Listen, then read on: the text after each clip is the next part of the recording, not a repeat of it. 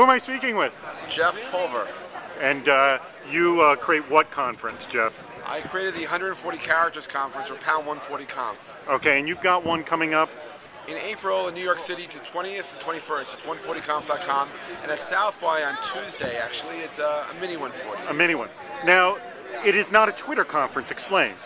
Well, to the extent that we look at Twitter as a language that we speak or platform we use, sure. But the actual conference is about the emerging real-time internet, something I call the state of now. And what we really look at is the effects of the real-time internet on both business and on people from the humanities side.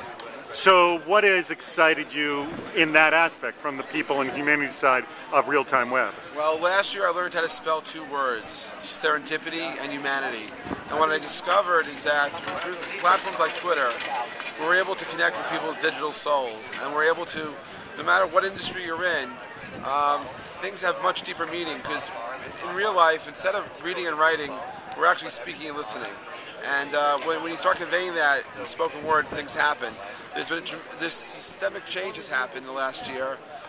From '93 until like sometime, I don't know, 2008, I believe we were all living in the world of the archival internet. We would go to Google and ask a question. Then something happened, and then all of a sudden now we're in the world of where the world went flat in this real-time web, and people go to places like Twitter and make a statement.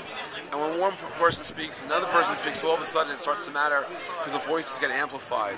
And then if you look specifically at the worlds of media or advertising or politics or celebrity or, frankly, real estate or any major market, there's been change throughout the world in these industries. And what's incredibly interesting to me is how this change has changed everything. I mean, during the Iranian elections last June, do you think anyone from Twitter went to Iran to tell the dissidents, if you don't agree with us, please tweet this?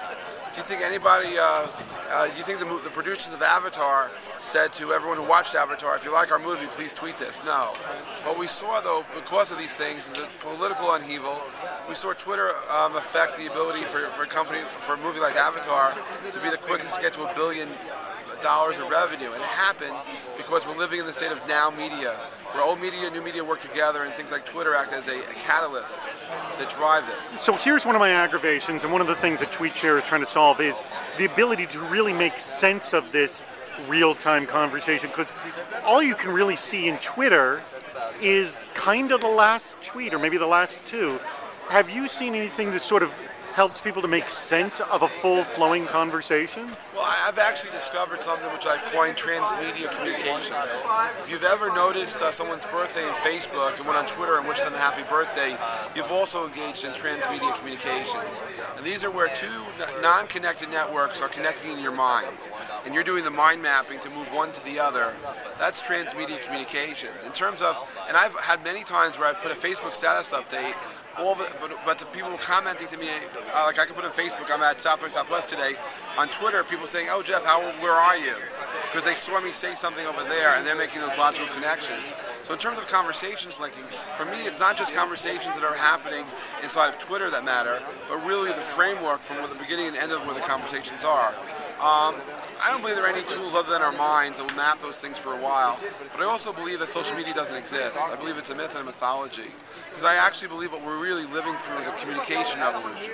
I can tell you I spent 14 years going to Washington protecting the future of voice on the internet, and every time I went to Washington I'd run into a lobbyist who would take a law written way before voice over IP ever happened and try to apply it to block it from being used, and that was really clever but very stupid.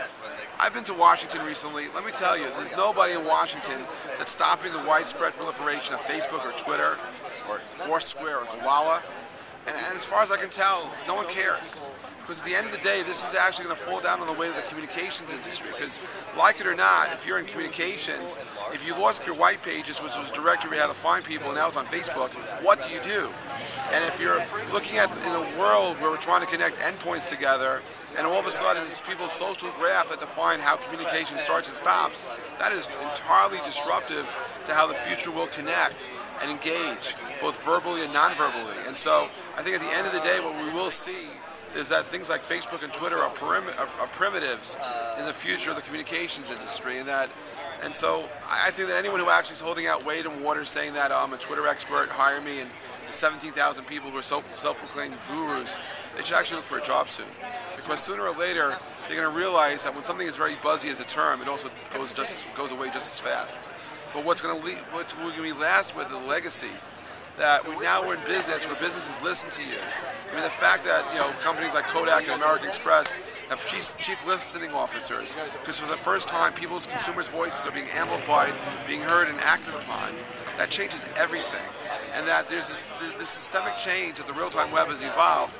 We're living in a time where not that long ago you had to be the head of a state or head of a very large company to understand what was happening in real time. Now anyone connected to the web has that access. Look, the last time there was a major earthquake in California, there was a 40-minute gap between the time it was reported on Twitter and it showed up on news.google.com. Coming from Wall Street, that's called arbitrage.